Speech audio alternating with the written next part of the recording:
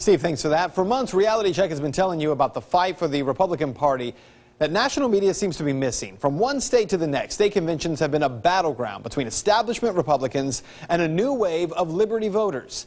And in no state has that clash been as apparent as what happened in Georgia last weekend. This is a Reality Check you won't see anywhere else.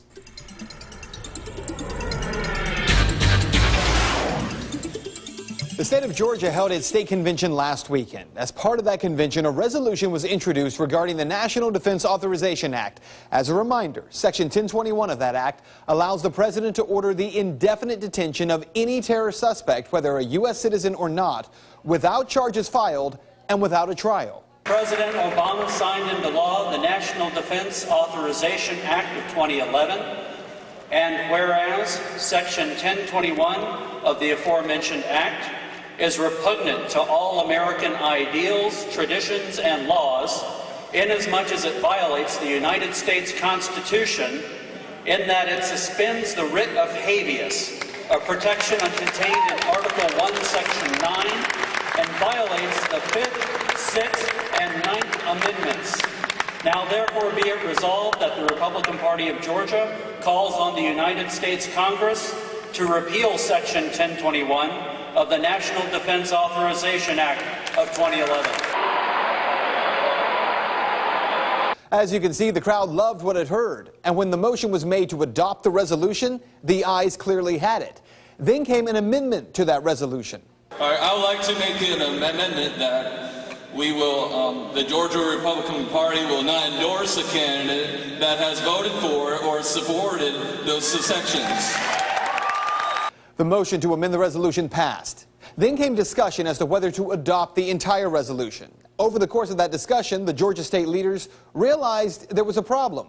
We cannot vote for an amendment if we're not sure it would prevent the Georgia Republican Party from endorsing the Republican nominee. This would hurt the party. I urge you to vote no. Any nominee who would oppose our constitutional rights should not be supported by this body. That debate went on for some time until it was realized by the establishment leadership in the GOP in Georgia that they were about to paint themselves into a corner. Why? Because even though in their resolution they were quick to point out that it was President Obama who had stolen their constitutional rights by signing the NDAA, the Republican candidates the establishment wants to support also support what the president signed into law. Governor Romney, as president, would you have signed the National Defense Act as written? Yes, I would have, and I do believe that it's appropriate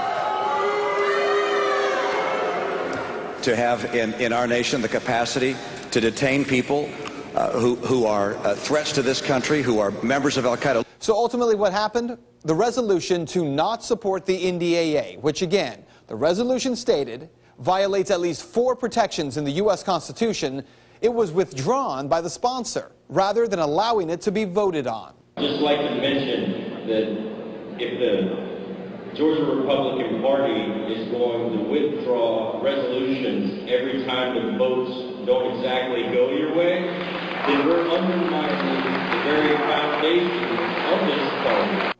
And that is what you need to know. The fight for the future of the Republican Party is well underway, and the clash between the two factions, the establishment and the Liberty wing, has never been more clear. One side appears to be looking to match the party's conviction with the candidate of choice.